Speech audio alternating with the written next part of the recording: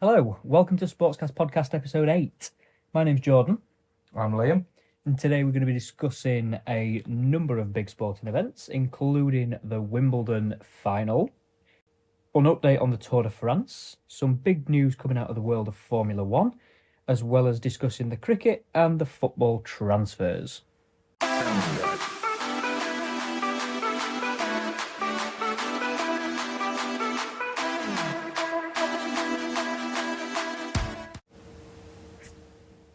Jordan, big weekend of sport. Big weekend of sport. Really, I've been busy generally, but found the time to watch, obviously, the Wimbledon final, found the time to keep up with the Tour de France. There's been a lot really go on. Football and rugby sort of aren't playing at the minute, but in a range of different sports, there's a whole lot going on. Some big things happening behind the scenes in football. Different things in the rugby have changed some of the formats of things. But yeah. In terms of things going off, it's been very busy.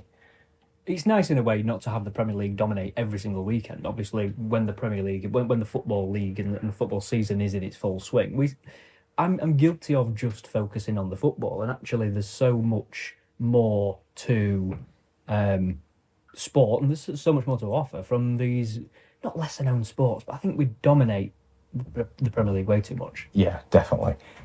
Well, kicking us off then, let's talk about the Wimbledon final. Did you watch it? I did watch it.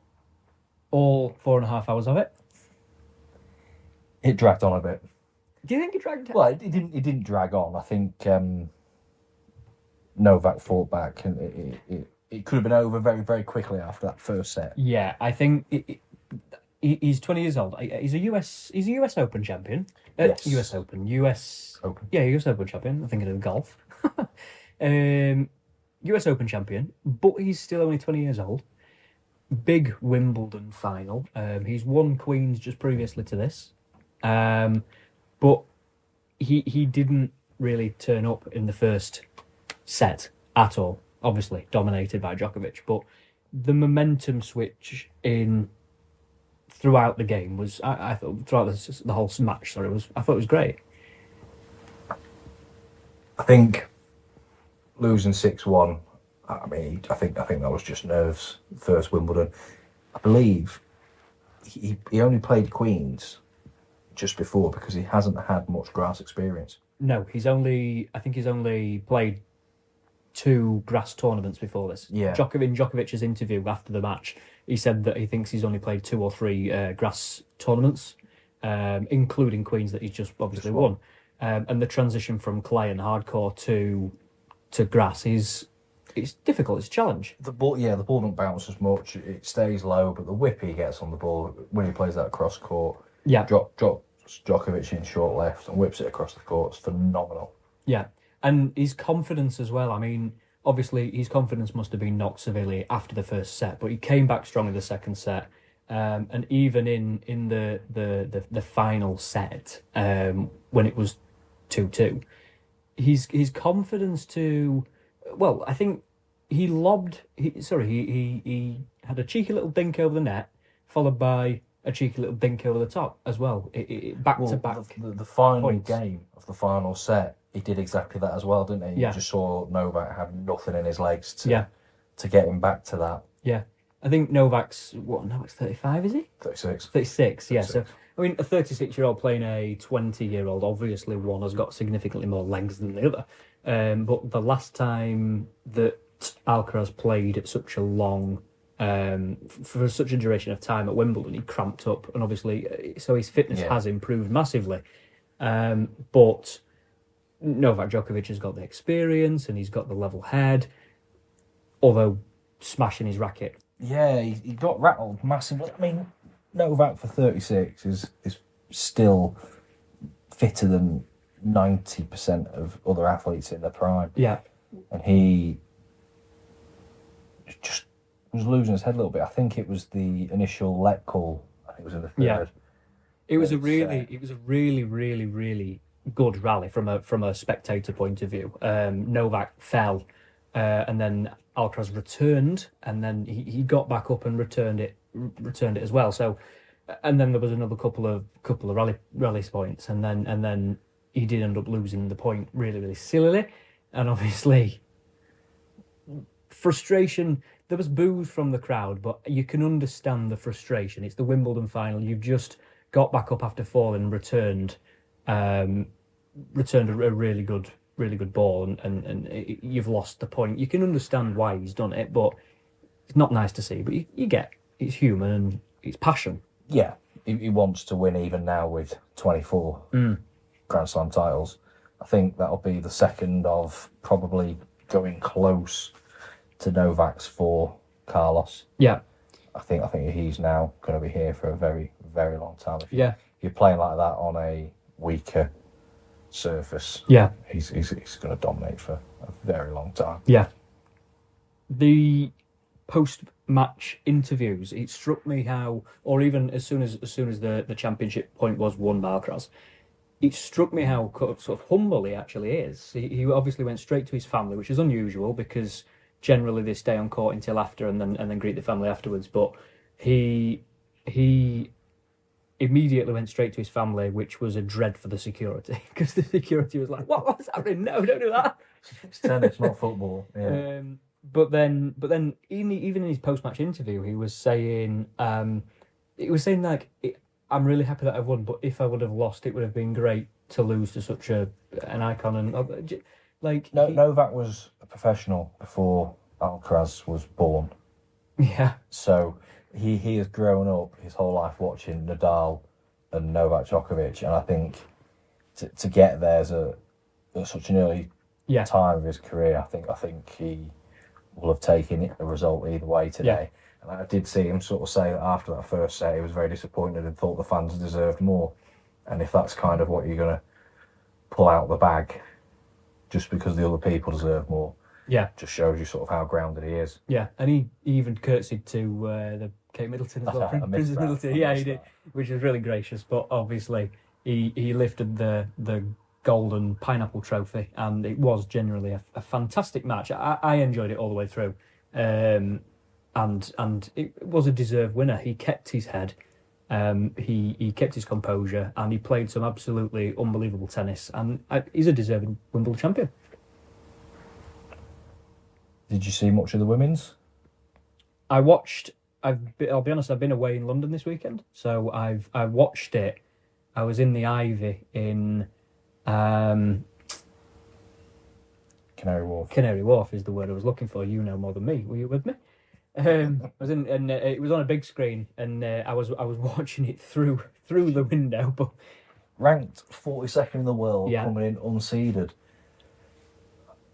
Take nothing away from the women that are winning Grand Slams at the minute, but you look at the last couple of years, and there's an awful lot of unseeded women that are going on to win the Grand Slams. Do you think without the Williams sisters now, it's become a lot more competitive? Yes, yeah.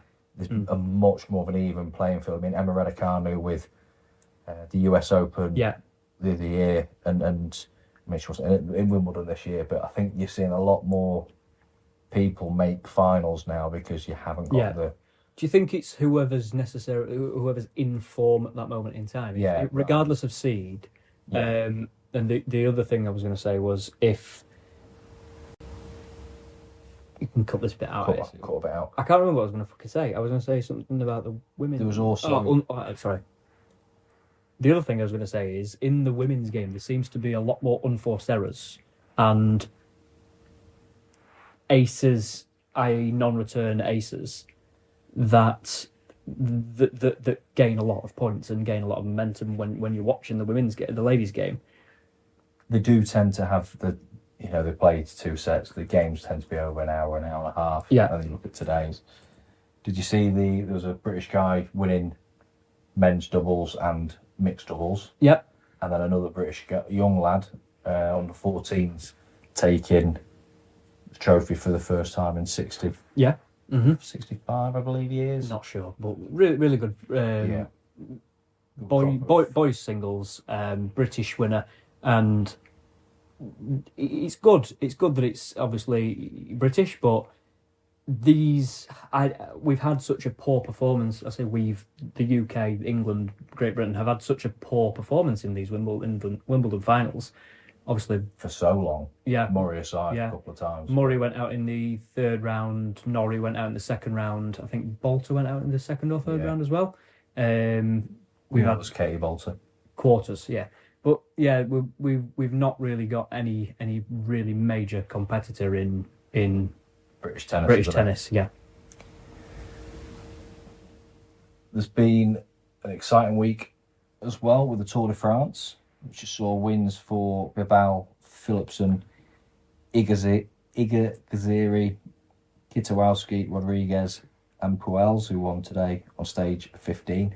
2 of those wins saw Ineos, who's probably if you was to support a team in cycling, it would be Ineos, with having the likes of Geraint Thomas and Tom Pidcock, British riders. I mean, Geraint Thomas isn't here this year, but he's still an Ineos rider. And Bernal, who won the Tour de France a couple of years ago. Yesterday was probably stage 14, where Rodriguez won easily, probably the most exciting race we've seen to date, where early on, a couple of big crashes, and then they had to neutralise the race because there was that many injured riders needing all the ambulance and assistance cars. Yeah. That meant if the race had gone on and another person had come off, they wouldn't have been able to attend them. So they actually stopped the race for near on probably 45 minutes. So all the riders just sat on this bridge, chatting away with the fans and things like that, which is really good to see. And then it saw Rodriguez sort of go off, and you had Vingegaard and Pogačar that were sort of vying, and you sort of see it as they go up the Alps with the fans, where they get into the road and they get right in front of the riders. Yeah. There was an incident where just before, probably about a kilometre to go, 750 metres to go, Pogačar wanted to make a jump on Vingegaard, and because the motorbikes couldn't get through, they actually held the riders up.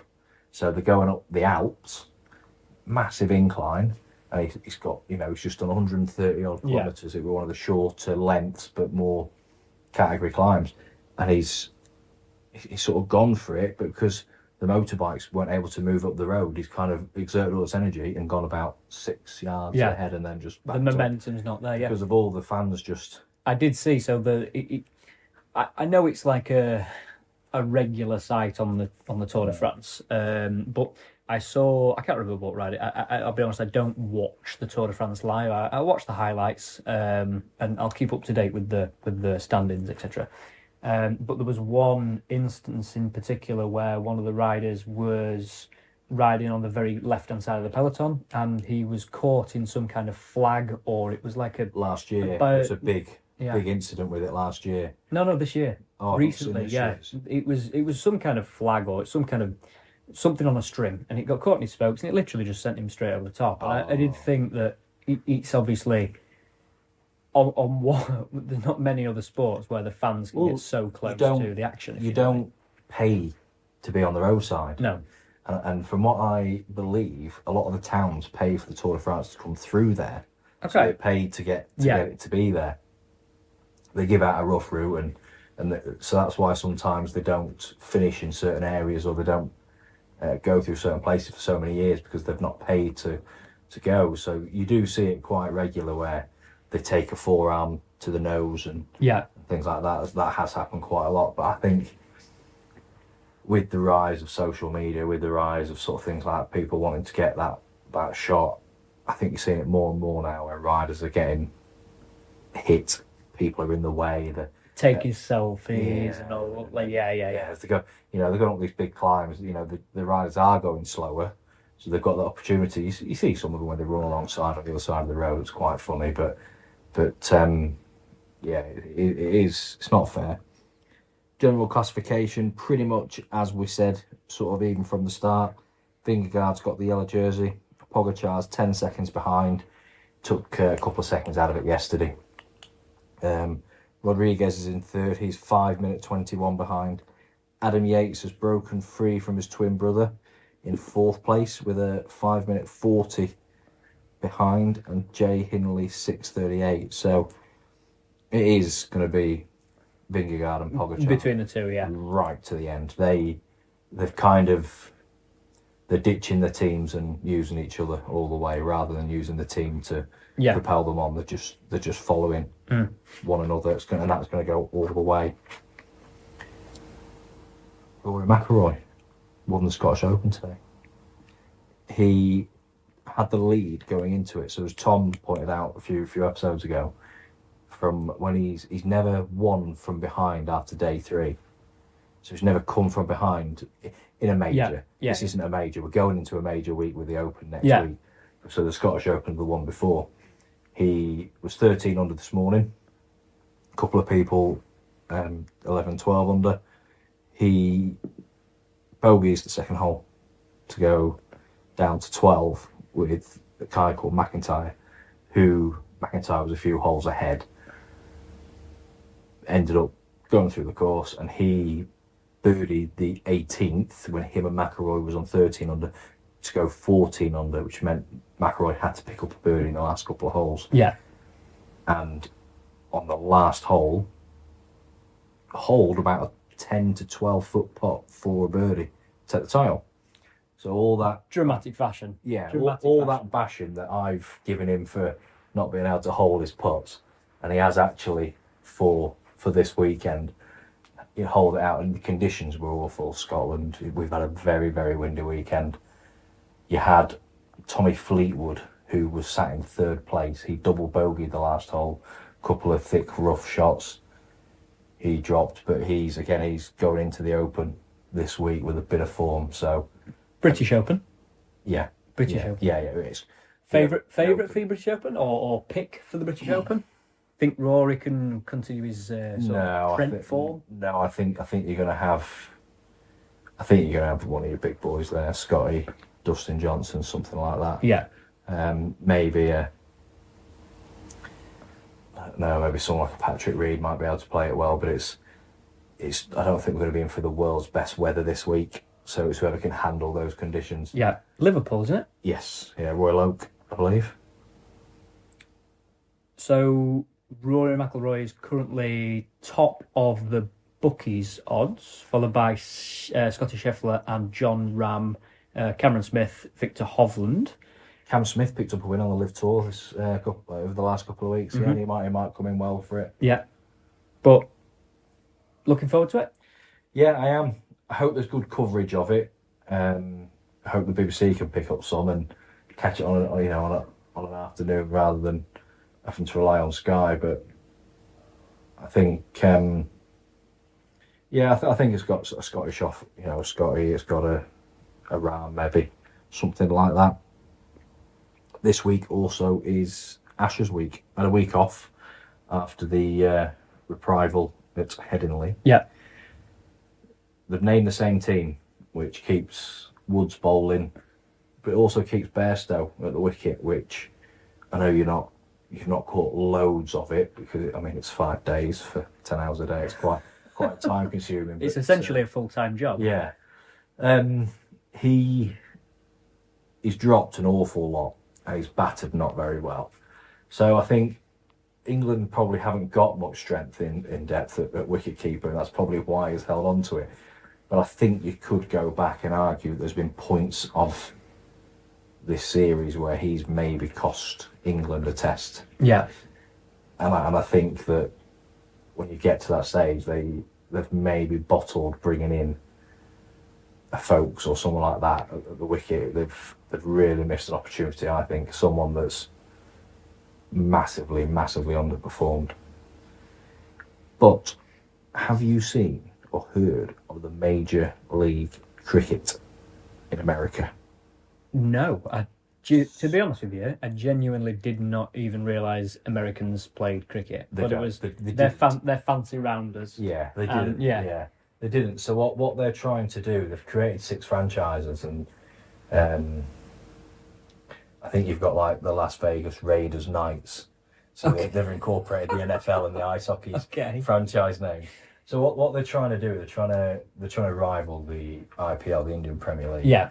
and auction off his players. And they are, to be fair, they're very interested in a lot of the England squad. I think there's a couple of teams that have now played twice, but generally there's only been one game. But they're trying to bring that, and I think it's nice to see that and not the Saudis taking it. Yeah, but arguably, I mean, we've discussed Saudi Arabian influence many times on this podcast, but arguably, who can make a better go of a brand new sort of, not format of cricket, but a brand new league, if you like, the US? Or with what they're trying to do with Formula One, they're trying to gimmick it up, and yeah, you can argue that's what they've done here with the 100. Yeah, they're kind of doing the same now, but in this format. I think we'll see, if they time it correctly, I think you'll see a lot of the England players. So with the IPL, when you get drafted, you're not necessarily attached to anyone. At the start of the year, there's a big auction, and a team might pay £1 million for Joe Root. Joe Root gets £1 million and he signs for that team. So they're paying the player to come play for them, and it is effectively biggest money wins. Yeah. So if they can time that correctly, these England players who still get, a considerable amount from England cricket, about £500,000 a year, they don't, they're not paid then by the clubs, the auctions, things like that. They haven't got that kind of money, but they do it whether on England central contract, happens with rugby as well. They could be earning their £500,000 a year from England, not being available for everything because they're getting £1 million in India. I mean, that's going up. It's about £1.5 million. Yeah. Joe Root's been the most expensive for. Another £1 million to play in America. Yeah. And then if someone fancies a go in the Big Bash in Australia, you could end up, and then they sign a contract for £100,000 with someone within the 100 as well. So they could effectively be getting 6-7 times their wages. Yeah. Through not playing for England and not being available. Not being available to play, exactly. Which is it's morally and arguably moral, like money over morals type thing. But realistically, you want to play for your country, but not if you can earn a heck of a lot more money. And as well, you have very few competitive national matches. Yeah, it's all tests. It's all semi-friendlies and things like that. Formula One, no race this weekend. We are looking forward to the race next weekend. However, big news is that Nick de Vries has lost his seat at AlphaTauri. Seen that? I have. Who hasn't seen that? I'm ecstatic. I can't remember what day it was. It was like Monday or Tuesday or something like that. And I was scrolling through Instagram, and all of a sudden, the only thing I saw was Dani Ric's face. Dani Ric's huge honey badger smile. Thoughts? I'm absolutely buzzing with it. Yeah. I cannot wait. I mean, if he can out-qualify Perez at Hungary, if he can get something from this next race and really give someone something to think about. I mean, did you see so he was in the Red Bull testing at Silverstone earlier on this week? Yes. Did you see the reports on his lap times? No. It had put him on the front row of qualifying. Okay, but he's not in a Red Bull, he's in an AlphaTauri. But what I'm saying is he hasn't lost it. He hasn't lost it. Okay, that makes sense, yeah. I mean, he's not been... You've seen it before where, drivers have had a year out and they've been a reserve driver and then they get back into the car. Nico Hulkenberg had a bit of time out. He did the odd weekend with somebody and things like that. But he's not... Danny's not been out of the car. I mean, what are we, 12 races in now? Yeah. So he's only missed 12 races. He's not going to lose it. I watched an interview pre-season with, it was Zach Brown and Christian Horner, and the question was, like, how excited are you to bring Dani Ric back as a reserve driver at Red Bull? And Christian Horner, in his typical fashion, said directly to Zach Brown, a below-the-belt comment, it was, we're really happy to have him back. We've got plans potentially for him in future. We don't know what you've been feeding him, though. We need to fatten him back up. Lost too much weight. I don't think the car setup for McLaren was right for him, unfortunately. He needs something that's got straight line speed. Yeah. He can stamp on the brake as late as physically possible. The thing is, with AlphaTauri, arguably, it is the worst car on the grid, and he's a very talented driver. And I think the difference between him and Sonoda is reckless, and I don't think anybody would disagree with me when I say Sonoda is reckless. The most dangerous driver on the Yeah, grid. he's a lunatic, and he loses his patience and he loses his cool, and you can hear it in the team radios when he's on the team radio.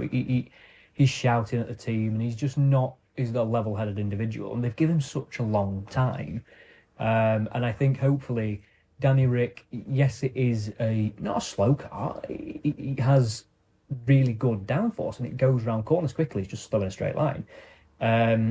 But they can, he can potentially bring a level of maturity and experience to that car, and maybe they can pick up additional points.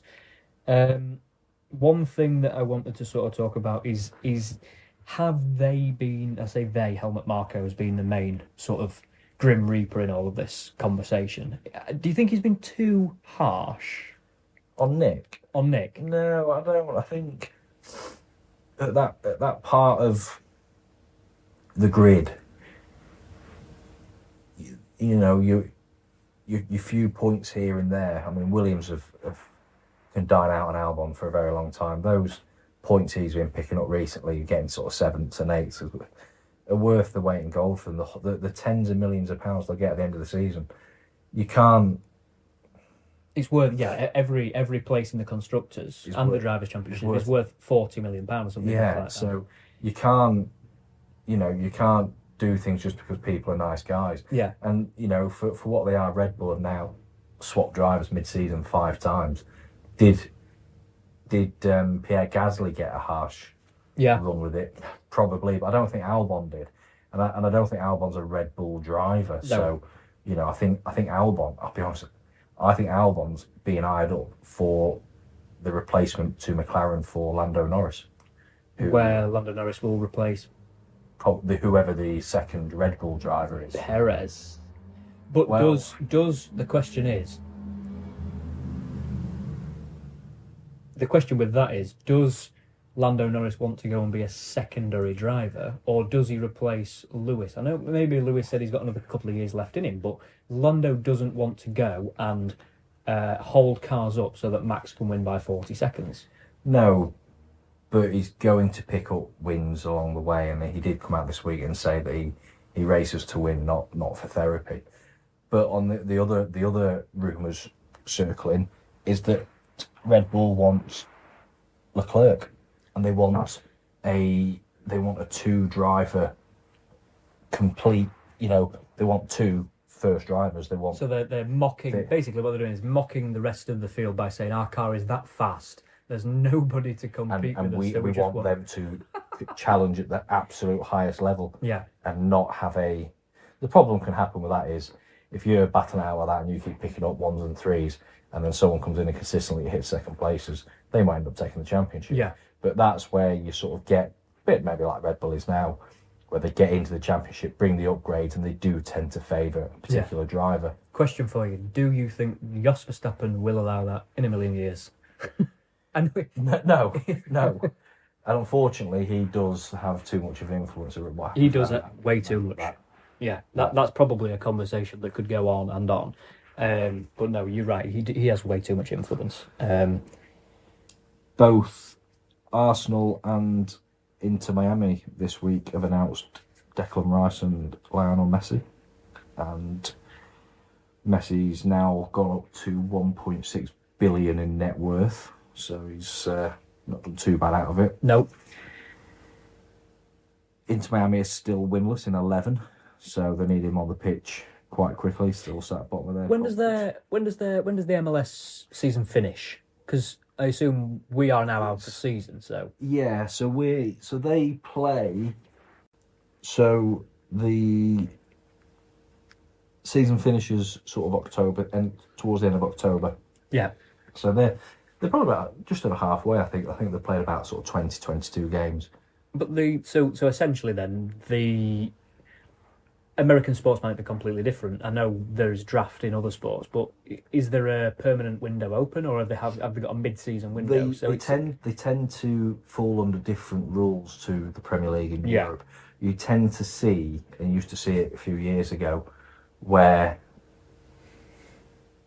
where players would go on loan to other teams. So like David Beckham used to come back to AC Milan, and Lando Donovan went to Everton and things like that. So you had where they would sort of be with their teams, LA Galaxy, both of them actually, but then they would go on loan and sort of stay fit during the no and off season, and then they'd have a little bit more downtime. So do you not think that they've brought in different players, and they've brought in completely different dynamics from different leagues, the way the play, and obviously the Spanish league and the English league and every league around the world is different. It's different football. Do you think they need a period of downtime where they don't have any matches to reset, to gain a team mentality, to sort of draw up a strategy for the manager to obviously point them all in the right direction, rather than them all having individual games? They did sack the manager, Phil Neville, a few games ago, so they're kind of getting that in, trying to get the new identity. Probably been waiting on Messi, but the problem with American sports, especially sort of the MLS, so you have an Eastern and a Western conference. So obviously Inter Miami are in the Eastern, they're bottom of that. The top so many go through to playoffs, so like I think there's sort of 15 in each. There'll be like 6 or 8 in each that will go into a playoff to then hit the finals. So you don't get relegated. So whether it doesn't matter what's happening at the minute, they're going to be there next year, being able to compete. So they're probably having a bit of a let's write this year off, get these signings in, get a way of playing. I can see someone like Messi going on loan back to maybe Barcelona. Yeah, that's been rumoured. Get him keep him fit, and then for that would have to be. Would it have to be his decision? I mean, obviously he'd want to do it, but he's just spent years at Barcelona. He's come over to the MLS, obviously for a significant financial benefit. But would he want to then he's got a family and stuff like that. So. Everything on Twitter is obviously true. So if you believe that, he signed for Inter Miami with all this so that Barcelona can get around the FFP, so he can go back to Barcelona on loan because they can't afford to sign him from PSG. Wow. Okay. So if you believe all this, then it's already lined up that he's going to go back to Barcelona on loan, where they don't cover any of his wages, and they've effectively got him for free, don't have to pay him to get around their financial fair play, because they are in a massive... Effectively paying him £1 a week, but then buying him a £1 billion yacht. Yes. Or giving him £1 a week, but then allowing him to own Apple TV or whatever it is. Shirt sales, Adidas, everything. Another rumour coming out today is, well, it's not a rumour really, Harry Maguire has been stripped of the captaincy at Man United, which I think all but says that he is going to be leaving the club this summer. Where to? West Ham are favourites at the minute, and I'll be honest, I'm not sure there'll be many other teams. Newcastle were mentioned early days, but West Ham are favourites at the minute to take the form at Manchester United. He held it for 3.5 years. Yeah. I suppose with COVID, you kind of forget a lot of what happened in that time. Yeah. Ashley Young, not so young, aged 38, has signed for Everton this week on a year's contract. That guy has won, he's won everything going when he was at Man United, and went over to Inter Milan and won things out there. And he came back with Villa for a little bit, who he came through Villa as a kid. So, but he's gone to Everton this year. I think that's quite a good signing for them, gives them a bit of experience. I think Sean Dyche has sort of picked him up knowing that he can maybe steady a ship a little bit. Let's really hope it doesn't go down. They don't go down this season. No, I hope not. But we're talking about 36-year-old Novak Djokovic, but we must his knees must be hurting at this point. The other one, former Manchester United defender as well, Johnny Evans, who again sort of 35, 36, he was with Leicester, and Leicester got relegated. And I saw there was a clip midweek of Everton, and they were sort of in training, and if you turn the sound up, you can hear the coaches talking, and they say, we just need a bit more defensively.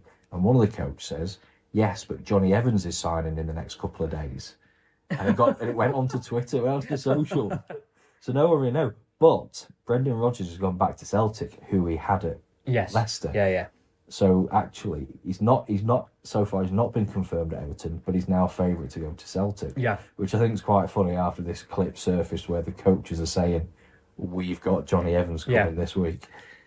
Bayern Munich as well believe they will get Harry Kane this summer. So Interesting. reports that is... Spurs are going to pay 400 grand a week, but Munich are very confident they will have him this year. Yeah, we've talked about Harry deciding whether he wants silverware, which he's not going to get with Spurs. No. Silverware, Money. i.e. moving to a club that is going to win it. Man United, maybe. Dani Ric. Money, i.e. Saudi or something like that. Or whether he's going to stop where he is and go for the Premier League all-time goal scorer record, which is great to have, but also silverware and £400 million a year is also better. I think if he got the all-time scoring record, I think people would call it out because Shearer did it with a Premier League title. Yeah. With Blackburn. Yes. But yeah, I think Munich's a good move for him. I think it's the right thing. It wouldn't be football transfer, and we'll end it on this, without a Saudi mention. Okay. Steven Gerrard has become the manager of a Saudi Arabian team this week. I have not heard this. Have you not? No, I have not. He's a manager, and there's a really funny clip of him. He's just been sacked from... A while ago, was it? He's just been sacked. Yeah, so he's had a bit of time out. He's gone out to Saudi, so he's now a manager for a team out there. There's a clip where he's taking his first training session, and he sort of got the ball and he's sort of facing a player, and he's like, come, and a guy runs up from behind him because he's got no idea what he's saying, and it's a massive communication problem. Because he's got a really terrible accent, or because of the language? Probably both. It probably doesn't help. But his team have been linked with Liverpool midfielder Jordan Henderson, who is 33, so he's a fraction younger than me, and in the Premier League, he's senior. Yes. They have offered him £700,000 a week, £36 million a year. Wow. At 33 years old. Just if there are any Saudis listening and you are interested in a podcaster, I will do it for 100 grand a week. I think I would. I'd undercut you and do it for 99. Maybe I'd maybe go 110. But Jordan Henderson, who's not been a player much this year, he's not the player he was maybe sort of 3 years ago, on £700,000 a week. And they're also linked with Mahrez of Man City and St Maximum, who's only 26, of Newcastle. Wow. They are trying to create Premier League 2.0. They are.